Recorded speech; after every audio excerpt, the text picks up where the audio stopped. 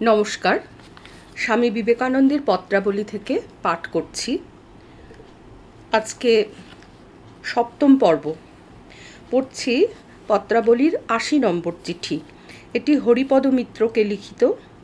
স্বামীজি লিখছেন, care of G.W. Hale, 541 Dearborn avenue, Chicago থেকে 28 December 1893 খ্রিস্টাব্দ। ওং নমো ভগবতে রামকৃষ্ণায়। কল্যাণ বরেশু। বাবাজি, তোমার পত্র কাল পেয়েছি।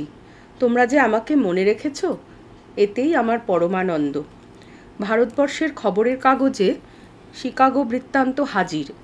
বড় আশ্চর্যের বিষয়, কারণ আমি যা করি গোপন করবার যথোচিত চেষ্টা করি। এদেশে আশ্চর্যের বিষয় অনেক। বিশেষ এদেশে দরিদ্র ও স্ত্রী দরিদ্র নেই বললেই হয়, ও এদেশের স্ত্রীদের মতো স্ত্রী কোথাও দেখিনি।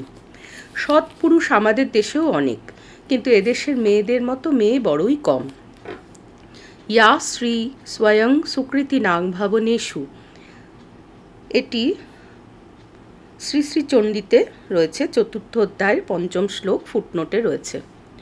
যে দেবী সুকৃতি পুরুষের গৃহে স্বয়ং শ্রীরূপে বিরাজমানা, এ কথা বড়ই সত্য।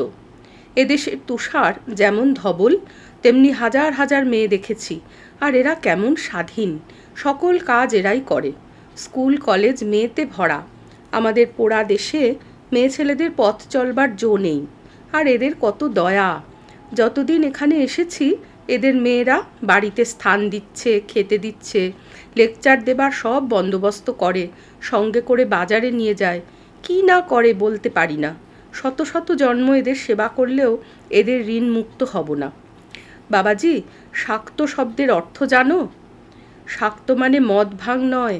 শাক্ত মানে যিনি ঈশ্বরকে সমস্ত জগতে বিরাজিত মহাশক্তি বলে জানেন এবং সমগ্র স্ত্রী জাতিতে সেই মহাশক্তির বিকাশ দেখেন। এরা তাই দেখে। এবং মনু মহারাজ বলেছেন যে যত্র নার্যস্তু পূজ্যন্তে রমন্তে তত্র দেবতা। এটা মনুসংহিতার ৩য় অধ্যায়ের ৫৬ নম্বর শ্লোক থেকে স্বামীজি উদ্ধৃতি দিচ্ছেন। যেখানে স্ত্রীলোকেরা সুখী, সেই পরিবারের উপর ঈশ্বরের মহাকৃপা।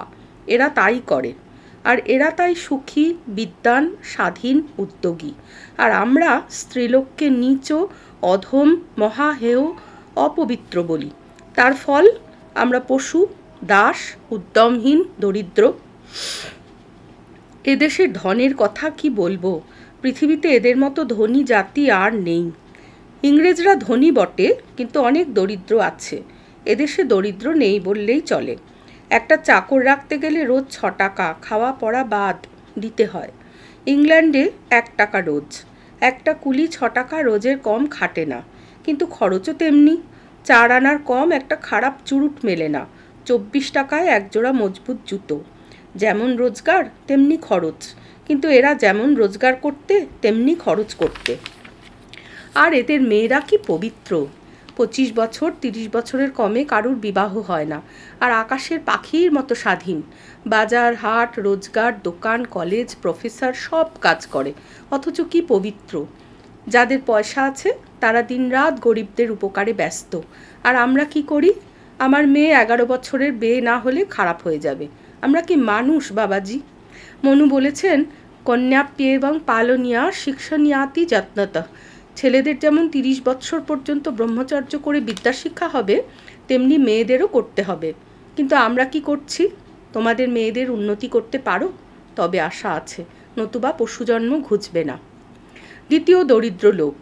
যদি কারুর আমাদের দেশে নীচকুলে জন্ম হয়, তার আর আশা ভরসা নেই, সে গেল।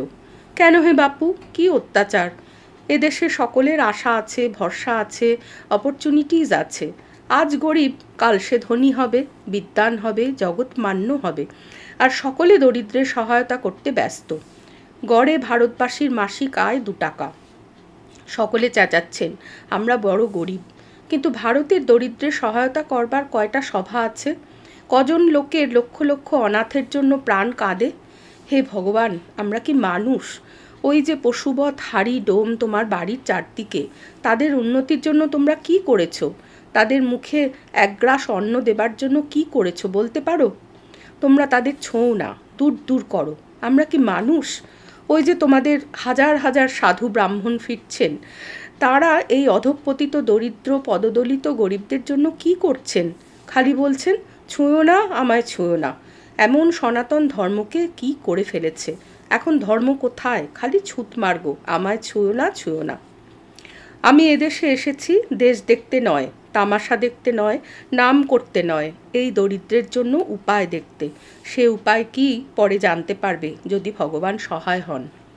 এদের অনেক দোষও আছে, ফলে এই ধর্ম বিষয়ে এরা আমাদের চেয়ে অনেক নিচে, আর সামাজিক সম্বন্ধে এরা অনেক উচ্চে।